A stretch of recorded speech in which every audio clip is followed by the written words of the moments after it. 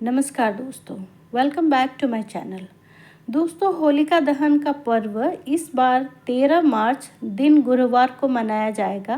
धार्मिक मान्यताओं के अनुसार होलिका दहन की अग्नि कुछ लोगों को भूल कर भी नहीं देखनी चाहिए। साथ ही इस पवित्र पूजा में शामिल भी होने से बचना चाहिए, अन्यथा कई तरह की परेशानियों का सामना करना पड़ सकता है। आइए जानते हैं किन 5 लोगों को भूलकर भी होलिका दहन की अग्नि नहीं देखनी चाहिए। फागुन मास के शुक्ल पक्ष की पूर्णिमा तिथि को होलिका दहन किया जाता है और इस बार यह शुभ तिथि 13 मार्च दिन गुरुवार को है।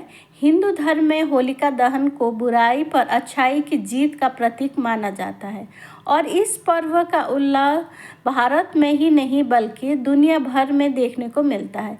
इस दिन पूरे परिवार के साथ होलिका माता की पूजा अर्चना की जाती है और रात के समय होलिका दहन किया जाता है। मान्यता है कि होलिका दहन की अग्नि में आहुति देने से परिवार में सुख शांति बनी रहती है और घर में सकारात्मक ऊर्जा का प्रभाव भी बना रहता है। लेकिन होलिका दहन को लेकर कुछ धार्मिक मान्यता भी है जिनको होलिका दहन की अग्नि नहीं देखनी चाहिए और पूजा में शामिल भी नहीं होना चाहिए। ऐसा करने से परिवार में सुख शांति पर ग्रहण लग जाता है और कई तरह की परेशानियों का सामना करना पड़ सकता है।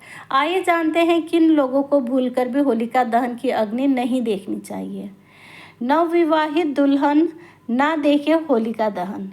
धार्मिक मान्यताओं के अनुसार जिन लोगों की नई नई शादी हुई है और उनकी ससुराल में पहली होली है, तो उन नवविवाहित दुल्हन को ससुराल की पहली होली नहीं देखनी चाहिए और ना ही पूजा में शामिल होना चाहिए। इसलिए बहुत से परिवार वाले होली से पहले नवविवाहित दुल्हन को मायके भेज देते हैं। ससुराल की पहली होली की पूजा में शामिल होना और होलिका दहन की अग्नि देखना अशुभ माना जाता है। ऐसी महिलाएं होली की पूजा से रहे दूर। मान्यताओं के अनुसार मासिक धर्म के दौरान महिलाओं को होली के धार्मिक अनुष्ठान में शामिल होने या देखने से बचना चाहिए। मान्यता है कि मासिक धर्म के दौरान महिलाओं में ऊर्जा की कमी होती है, जिससे नकारात्मक शक्तियों का प्रभाव उन पर जल्दी पड़ता है। अगर महिलाओं को होली के कार्यक्रम देखना है तो बहुत दूर से देखें। शारीरिक रूप से कमज़ोर ना देखे होलिका दहन। शारीरिक रूप से कमज़ोर व्यक्तियों को, जैसे बीमार या वृद्ध व्यक्ति को होली के पूजा में शामिल होने से बचना चाहिए और होलिका दहन की अग्नि नहीं देखनी चाहिए। बीमार व्यक्तियों को होलिका की आग और धुआं से बचना चाहिए ताकि ब्लड प्रेशर या हार्ट रोग से जुड़ी समस्याओं से बच सके। नवजात बच्चों को होलिका दहन से रखें दूर। नवजात बच्चों को होलिका के धार्मिक अनुष्ठान से दूर रखना चाहिए।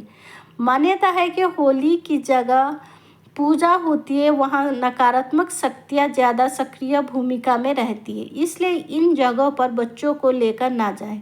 साथ ही होलिका दहन की आग और धुएं से भी बचना चाहिए, क्योंकि यह बच्चों के स्वास्थ्य को नुकसान पहुंचा सकता है। नवजात बच्चों की आभा कमज़ोर हो जाती है और नकारात्मक शक्तियाँ इन पर जल्दी प्रभाव भी डालती है। गर्भवती महिला होलिका दहन से रहे दूर। गर्भवती महिलाओं को भी होलिका दहन की अग्नि नहीं देखनी चाहिए।